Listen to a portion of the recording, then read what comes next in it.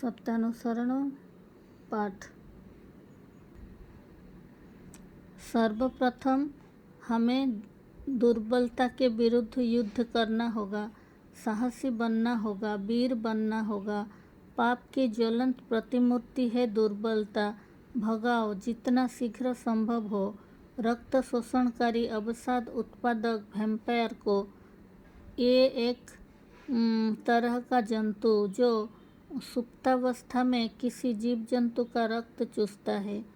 स्मरण करो तुम साहसी हो, स्मरण करो तुम शक्ति के तनय हो, स्मरण करो तुम परमपिता के संतान हो। पहले साहसी बनो, अकपट बनो, तभी समझा जाएगा धर्म राज्य में प्रवेश करने का तुम्हारा अधिकार हुआ है। थोड़ी सी भी दुर्बलता रहने पर तुम ठीक अकपट नहीं हो सकोगे, और जब तक तुम्हारे मन मुख एक नहीं होते तब तक तुम्हारे अंदर की मलिनता दूर नहीं होगी। मन मुख एक होने पर भीतर मलिनता नहीं जम सकती, गुप्त मैल भाषा के जरिए निकल पड़ती है। पाप उसके अंदर जाकर नहीं घर नहीं बना सकता। विफलता दुर्बलता नहीं है, बल्कि चेष्टा ना करना ही है दुर्बलता। कुछ करने के लिए प्राणपण से चेष्टा करने पर भी यदि तुम विफल मनोरथ होते हो तो क्षति नहीं, तुम छोड़ो नहीं। वो अम्लान चेष्टा ही तुम्हें मुक्ति की ओर ले जाएगी। दुर्बल मन चिरकाल ही संदिग्ध रहता है, वो कभी भी निर्भर नहीं कर सकता, विश्वास खो बैठता है, इसीलिए प्राय रुग्ण कुटिल इंद्रिय परवश होता है।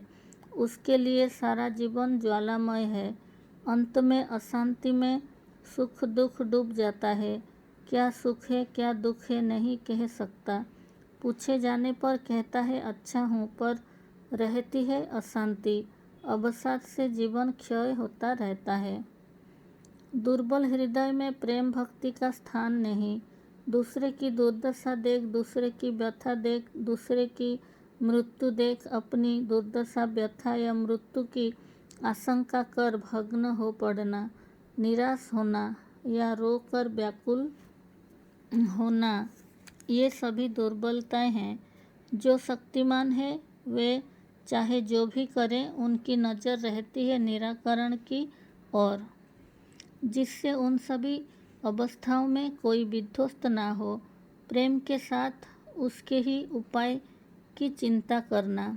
बुद्धदेव को जैसा हुआ था वही है सबल हृदय का दृष्टांत। तुम मत कहो कि तुम भीरू हो, मत कहो कि तुम कापुरुष हो, मत कहो कि तुम दुराशय हो। पिता की ओर देखो, आवेग सहित बोलो, हे पिता मैं तुम्हारी संतान हूँ, मुझ में अब जड़ता नहीं, दुर्बलता नहीं, मैं अब कापुरुष नहीं। तुम्हें भूलकर मैं अब नरक की ओर नहीं दौड़ूंगा और तुम्हारी ज्योति की ओर पीठ फेर कर अंधकार अंधकार कह चित्कार नहीं करूँगा। पृष्ठा नंबर 11 तक। जय गुरु।